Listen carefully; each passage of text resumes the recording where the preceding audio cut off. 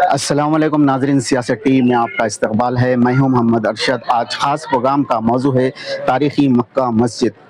مکہ مسجد حیدرآباد کی آن بان شان ہے۔ مکہ مسجد کا سنگ بنیاد محمد قطب شاہ نے رکھا تھا۔ مکہ مسجد کی تعمیر میں 76 سال کا عرصہ کیوں لگا؟ مکہ مسجد کی تعمیر میں کتنے مزدوروں نے حصہ لیا؟ مکہ مسجد کے تعمیری کام کس بادشاہ کے دور میں پائے تکمیل کو پہنچے؟ مکہ مسجد سے جڑی اہم اور دلچسپ باتوں پر ہم اس خاص پروگرام میں روشنی ڈالیں گے۔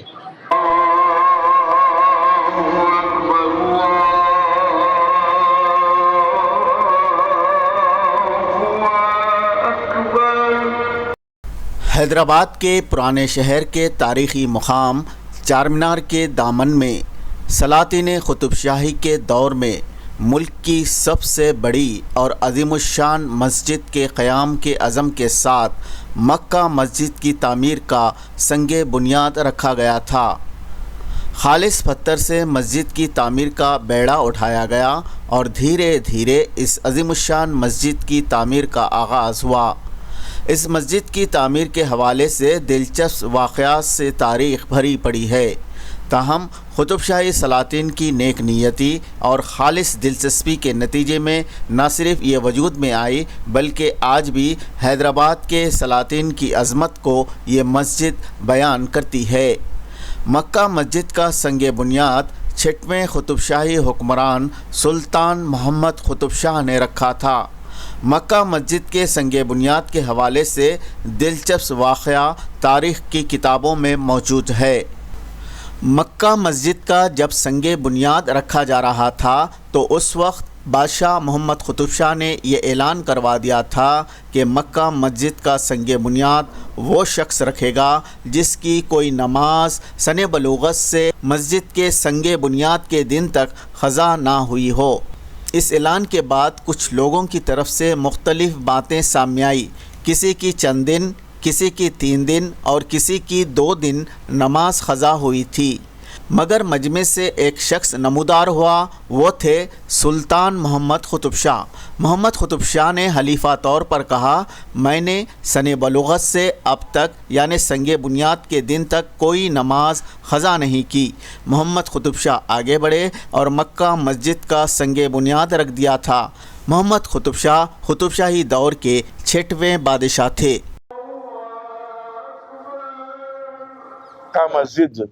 مکہ مسجد کی بنیاد رکھنے کے لیے، فاؤنڈیشن اسٹون رکھنے کے لیے بادشاہ وقت کون تھا؟ سلطان محمد قلی قطب شاہ کا بھتیجا۔ محمد قلی قطب شاہ کو 3 بیٹیاں تھیں، بیٹا نہیں تھا۔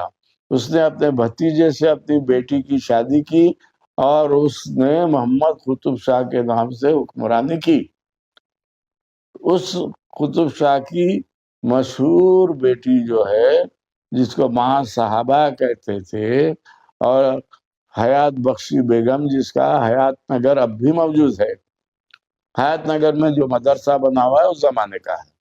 تو میں یہ بتا رہا تھا کہ یہ اعلان کیا گیا کہ اس مسجد کا فاؤنڈیشن وہی رکھے گا جس کی تہجد بھی قضا نہ ہوئی ہو۔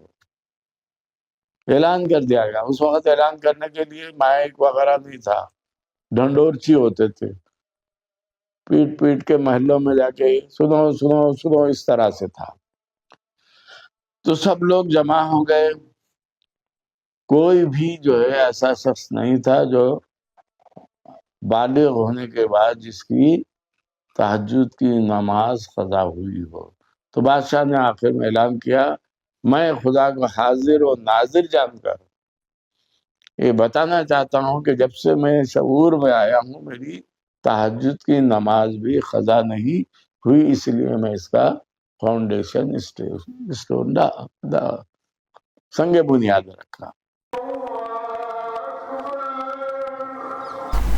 قطب شاہی بادشاہوں نے جب حیدرآباد بسانے کا فیصلہ کیا تو سب سے پہلے قطب شاہی سلطنت کے 5ویں بادشاہ محمد قلی قطب شاہ نے چارمینار بنوایا تھا۔ چارمینار دراصل ایک مسجد ہی ہے۔ چار مینار کی دوسری منزل پر محمد قلی قطب شاہ نے مسجد تعمیر کروائی تھی۔ سن 1671 میں قطب شاہی سلطنت کے 6ویں حکمران سلطان محمد قطب شاہ نے چار مینار کے دامن میں ایک عظیم الشان اور وسیع و عریض علاقے پر جامع مسجد تعمیر کرنے کا فیصلہ کیا تھا، جسے مکہ مسجد کہا جاتا ہے۔ یہ مکہ مسجد کا نام مکہ کیوں پڑا، اس کی وجہ لوگ یہ بتاتے ہیں کہ وہاں مکے سے ایک پتھر لایا گیا تھا، وہ رکھا گیا، اس لیے وہ مکہ مسجد کہلائی۔ مکہ مسجد کے تعمیری کاموں کا آغاز محمد قطب شاہ کے دور میں شروع ہوا تھا۔ سن 1671 میں مکہ مسجد کے تعمیری کاموں کا آغاز ہوا تھا، تاہم مکہ مسجد کی تعمیر میں 76 سال کا عرصہ لگا۔ قطب شاہی سلطنت کے 6ویں قطب شاہی بادشاہ محمد قطب شاہ کے دور میں سن 1671 میں مکہ مسجد کے تعمیری کاموں کا آغاز ہوا تھا، اور مکہ مسجد کے تعمیری کاموں کا سلسلہ قطب شاہی سلطنت کے بادشاہ عبداللہ قطب شاہ اور ابو الحسن تاناشاہ شاہ کے دور میں بھی جاری رہا۔ قطب شاہی دور کے اختتام کے بعد حیدرآباد میں مغل دور حکومت شروع ہوا تھا۔ تب اورنگزیب نے فیصلہ کر لیا تھا کہ مکہ مسجد کے تعمیری کام کو اب مکمل کر لینا چاہیے، چنانچہ 1693 میں مغل حکمران اورنگزیب نے مکہ مسجد کے تعمیری کاموں کو پائے تکمیل تک پہنچایا۔ یہ جو ہے محمد قطب شاہ کے بعد اس کا بیٹا عبداللہ قطب شاہ، وہ بھی بادشاہ رہا۔ عبداللہ قطب شاہ کے بعد ابو الحسن تاناشاہ شاہ، اس دور تک بھی مسجد کی تکمیل نہیں ہوئی۔ آخر میں 1686 میں اورنگزیب عالمگیر نے حملہ کر کے قطب شاہی سلطنت کو ختم کر دیا، تو بقیہ کا حصہ جو ہے اورنگزیب عالمگیر کا تیار کردہ ہے۔ مورخین یہ لکھتے ہیں، ہسٹورین یہ لکھتے ہیں کہ انہوں نے جو نقشہ بنایا تھا اس پر مسجد پہ گنبدیں بھی تھیں، قطب شاہی گنبدوں کا اسٹائل تھا۔ اورنگزیب نے بنایا تو وہ گنبدیں تیار نہیں کی۔ جتنی بھی قطب شاہی گنبدیں، قطب شاہی عمارتیں، اس پہ گنبد ہے، اس پہ مکہ مسجد میں گنبد نہیں ہے۔ تو اس کے بارے میں کہا جاتا ہے کہ اورنگزیب کو یہ بات پسند نہیں تھی، پکا شرعی آدمی تھا، اور جو ہے خبر پہ جاتا تو پہلے السلام علیکم کہتا تھا، پہلی بار، دوسری بار، تیسری بار جواب نہیں آیا، مسمار کر دو خبر کو۔ اورنگزیب کے دور میں یہ تکمیل پایا۔ 1686 میں حملہ کیا اس نے۔ اس وقت جو اورنگزیب کی فوج تھی، آج جس کو ہم لال بہادر اسٹیڈیم کہتے ہیں، اس کا نام پہلے کیا تھا معلوم آپ کو؟ فتح میدان۔ اس کا نام فتح میدان اس لیے کہ اورنگزیب کی فوج نے گولکنڈہ فتح کیا تھا۔ تو اورنگزیب مذہب پرست تھا، مذہب کے نام پر غیر شرعی چیزوں کو پسند نہیں کرتا تھا۔ مکہ مسجد کے تعمیری کام 4 بادشاہ کے دور میں ہوئے، یعنی 3 قطب شاہی اور 1 مغل بادشاہ کو مکہ مسجد کے تعمیری کام کو انجام دینے کا شرف حاصل ہوا۔ قطب شاہی حکمران چاہتے تھے کہ مکہ مسجد فن تعمیر کے اعتبار سے شاہکار عمارت کہلائے، مضبوطی اور خوبصورتی کے اعتبار سے یہ بے مثال ہو، جس سے قطب شاہی بادشاہوں کی مکہ مسجد کی تعمیر میں ان کی نیک نیتی اور دلچسپی کا اظہار ہوتا ہے۔ مکہ مسجد کی تعمیر میں 8000 مزدوروں نے حصہ لیا تھا۔ مکہ مسجد کی مضبوطی اور خوبصورتی کا راز یہ ہے کہ یہ مسجد پتھر سے تعمیر کی گئی۔ بتایا جاتا ہے کہ ایک سالم پتھر کا استعمال کیا گیا اور پتھر کو تراشنے کے لیے 5 سال کا عرصہ لگا تھا۔ مکہ مسجد کے بنانے کے لیے اس میں پورا پتھر ہے، اینٹ نہیں ہے، پلاسٹر ہے۔ پلاسٹر کیسے بنایا جاتا تھا؟ آج بھی پلاسٹر بنتا ہے، میکینیکل طریقے سے بنایا جاتا ہے۔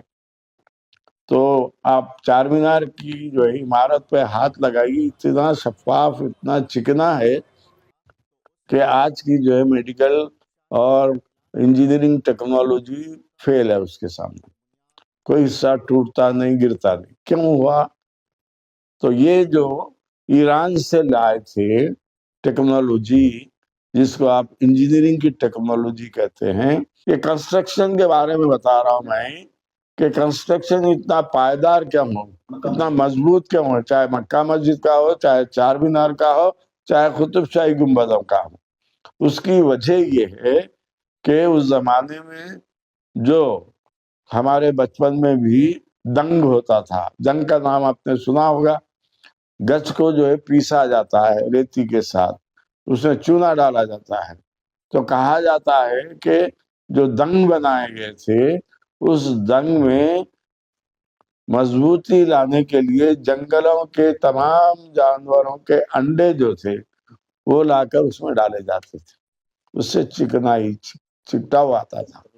تو یہ کنسٹرکشن کا اس زمانے کی ٹیکنالوجی ہے۔ اس ٹیکنالوجی پہ کوئی کتاب نہیں ملے گی آپ کو۔ ہاں، تو میں بتا رہا تھا کہ وہ ٹیکنالوجی کیا استعمال کی گئی۔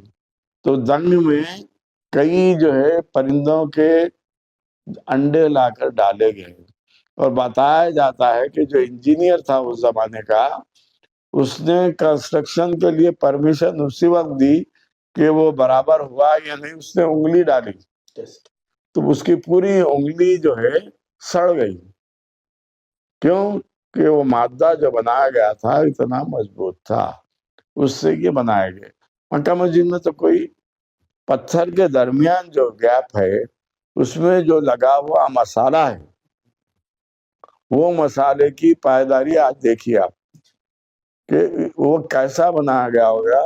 سیمنٹ نہیں تھی، پھر بھی اتنا پائیدار ہے کہ پتھر کو پتھر سے جوڑ کر اوپر رکھا۔ مکہ مسجد اسلامی فن تعمیر کی شاہکار عمارت ہے۔ مکہ مسجد کا اندرونی اور بیرونی حصہ کافی خوبصورت ہے۔ مکہ مسجد کی 2 بلند میناریں اور درمیان میں چھوٹی چھوٹی میناریں ہیں۔ 2 بڑی میناروں میں چھوٹی چھوٹی کمانیں ہیں۔ 2 میناروں کے درمیان ڈیزائن والی مڈھیر دیوار ہے۔ 2 بڑی میناروں کے درمیان 5 بڑی کمانیں ہیں۔ مکہ مسجد کا صحن وسیع ہے۔ مکہ مسجد کے صحن میں خوبصورت حوض ہے جہاں مصلی وضو کر کے نماز ادا کرتے ہیں۔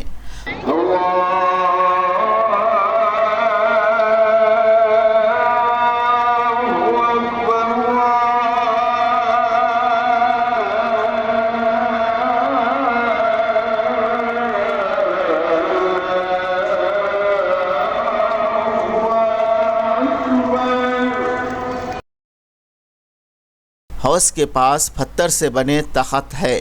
یہاں 400 سال پرانا قطب شاہی دور کا تخت موسیٰ بھی تھا جو 2007 کے بم دھماکوں میں شہید ہو گیا تھا۔ مسجد کے صحن میں آصف جاہی حکمرانوں کی مزاریں ہیں۔ چند سال پہلے مکرم جاہ بہادر کی اس مکہ مسجد کے احاطے میں تدفین ہوئی تھی۔ اور مکہ مسجد کا پلان کون دیا؟ مکہ مسجد کی پلاننگ میر محمد مومن استرابادی کی دی ہوئی ہے۔ اس کے بارے میں یہی کہا جاتا ہے کہ قلی قطب شاہ کے دور میں ایران سے استراباد بول کے ایک مقام ہے، ایک عالم کو بلایا جو میر محمد مومن صاحب تھے۔ میر مومن 2 ہیں یہاں پر، ایک میر مومن چپ ہے، ان کی پہاڑی ہے، دوسرے میر کا دائرہ مشہور ہے، وہاں مدفون ہے۔ ان کا بھی جو مقبرہ بنایا گیا اس پہ گنبد نہیں ہے، کیونکہ وہ اورنگزیب کے دور تک ختم ہو چکے تھے۔ تو یہ بات ظاہر ہوتی ہے کہ اس کی پلاننگ، مکہ مسجد کی پلاننگ میر محمد مومن استرابادی کی دی ہوئی ہے۔ استراباد سے کئی لوگ آئے تھے۔ مغل پورے میں جا کے دیکھیں گے 2-3 قطب الدین استرابادی بلکہ بڑا مقبرہ ہے، وہ ان سے پہلے گزر گئے، وہاں گنبد بھی ہے۔ یہ پورے شہر کو بسانے میں ان کے امور مذہبی کے سربراہ تھے میر مومن صاحب قبلہ، ان کو یہ ذمہ داری دی گئی تھی۔ اب اندازہ لگائیے اس زمانے کا مولوی، عالم، فاضل، دین کا علم رکھنے والا، اس نے ایسی ٹیکنالوجی دی کہ جس کی وجہ سے آج عمارتیں بنی۔ میں نے اس زمانے دین کا علم دنیا کا علم الگ نہیں تھا، دونوں ایک ہی تھے۔ تو میں یہ بتا رہا تھا اس وقت مدارس نہیں تھے، اسکول نہیں تھے، بچوں کو پڑھنے کا کوئی موقع نہیں تھا۔ لوگوں سے صحبت میں بیٹھ کے بات چیت کر کے علم حاصل کرتے تھے۔ کوئی کتابیں بھی نہیں چھپتی تھی، کیونکہ پورا دور 1500 سے 1686 تک کا ہے۔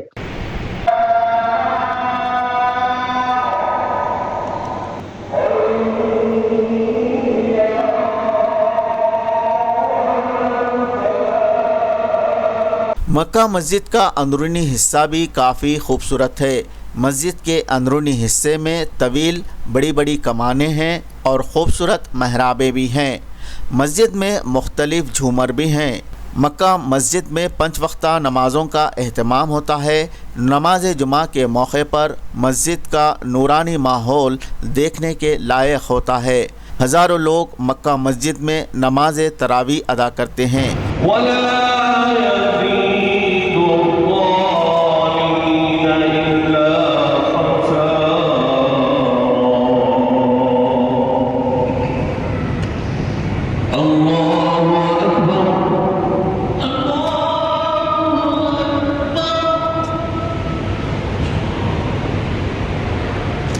جمعۃ الوداع کے موقع پر نماز کی ادائیگی کا منظر روح پرور ہوتا ہے۔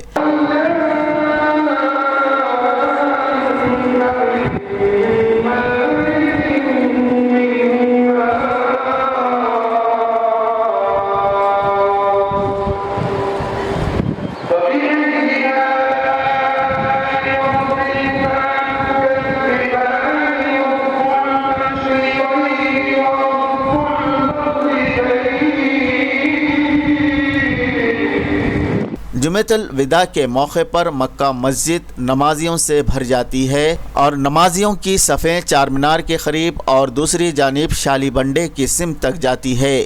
جمعہ اور رمضان کے موقع پر حیدرآباد کے علاوہ اضلاع اور ملک کے مختلف شہروں سے مسلمان حیدرآباد آتے ہیں اور مکہ مسجد میں نماز ادا کرتے ہیں۔ مکہ مسجد میں رمضان کے موقع پر افطار کا منظر بھی نورانی ہوتا ہے۔ مکہ مسجد کے صحن میں سینکڑوں افراد اجتماعی طور پر افطار کرتے ہیں۔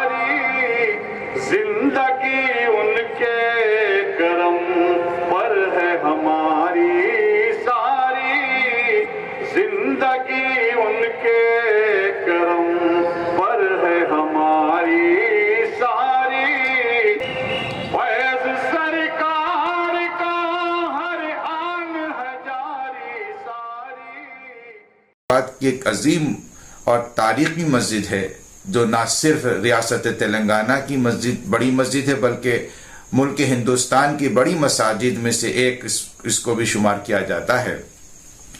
ہم دیکھتے ہیں ہمارے بچپنے میں اس قدر لوگ جامع مسجد مکہ مسجد کی طرف جو آتے تھے نماز جمعہ کے لیے ادا کرنے کے لیے، اور بالخصوص ماہ رمضان المبارکہ کے آخری جمعے میں اس قدر کثیر تعداد ہوتی تھی کہ چار مینار سے آگے بڑھ کر گلزار ہاؤس تک صفیں باندھی جاتی تھی۔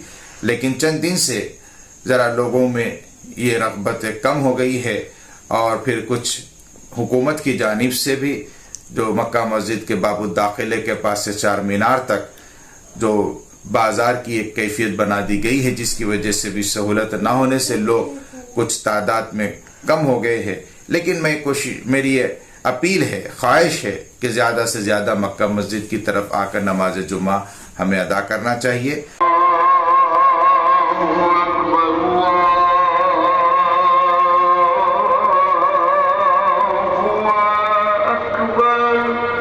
مکہ مسجد کی تاریخ، مکہ مسجد سے جڑی اہم معلومات، دلچسپ معلومات پر ہم نے اس خاص پروگرام میں روشنی ڈالی۔ فی الحال اس پروگرام میں بس اتنا ہی۔ آپ کے میزبان محمد ارشد کے ساتھ کیمرہ مین سید مبین کو دیجیے اجازت۔ اللہ حافظ۔